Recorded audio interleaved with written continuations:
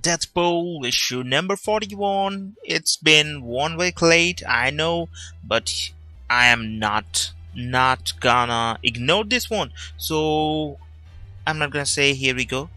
I just said it. Okay, so Deadpool issue number 41, adventuresinportage.com. This review is given by Ross Whitney, and this is Deadpool's inner funk. Dude feels out of place in tranquil suburbia with Agent Preston and his daughter Ellie. He wonders whether his inverse self from the Axis storyline Deadpool was the better guy. He even feels out of place emboldening satanic acolytes with sultry demon wife Shikla. Lucky for him and our attention spans DP's wifey has the solution of his moppy existential crisis, getting his ass out of the house, reattaching his nuts and clearing his head, or as she more tactfully puts it, get your head on straight, then come back to me when your fire is reignited. So that's the thing when the Shikla is gonna go with Deadpool, but more of the thing that more or less we get some sexy and good heart illustrations from this one.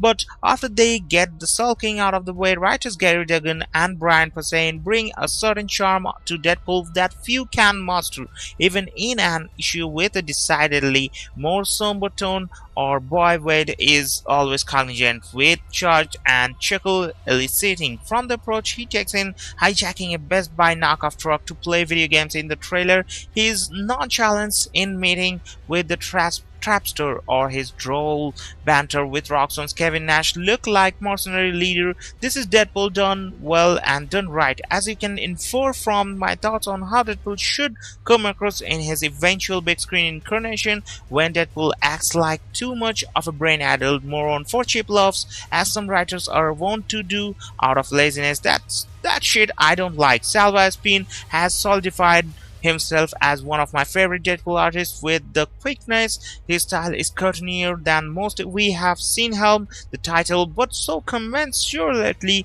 fluid, energetic, and full of emotive gestures that you can't help but indulge.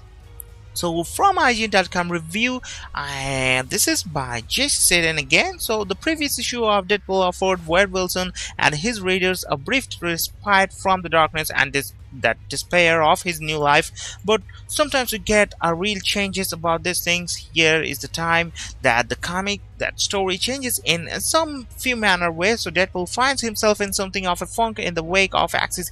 He is adrift and he can't help but wonder if he was happier as his inverted Zen master self. The crisis of self leads him to on an assignment with Roxxon for different from the comedic escapades of issue 40. The writers do a good job of balancing the unhappiness of Wade's situation with healthy sports and humor. Unlike Deadpool himself, this issue finds and achieves a balance, plus the Trapster is present and he's always good for a laugh. Beneath the zany antics, there's a sense that Wade's life is a pressure cooker and something is bound to pop sooner or later.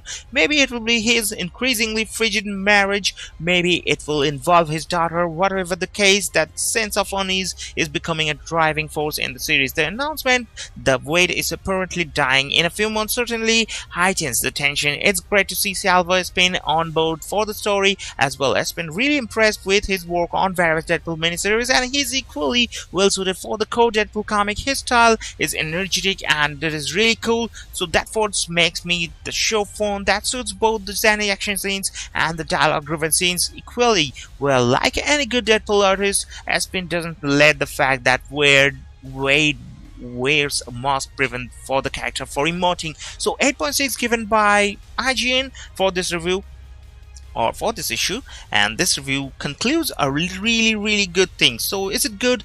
From the Adventures in Protest, that is AIPT, and they're saying Deadpool 41 is a solid issue overall and a promising setup for an arc that will lead us into the title's first approaching end. The powerful enemy revealed at the end should make for some interesting shenanigans. It's a shame that Posehn and Duggan's run is coming to a close soon, but we should be thankful that they're bringing stuff to the table overall that could rival Joe Kelly's when all is said and done. So some pros and some cons in there, but AIPD giving it 8.5 5. That is a full solid score. So pros of that charming fitting artwork by Salva Espin, Duggan and Posen write Deadpool the way he should be written. So fun little mercenary missions, that is cool, but cons is there.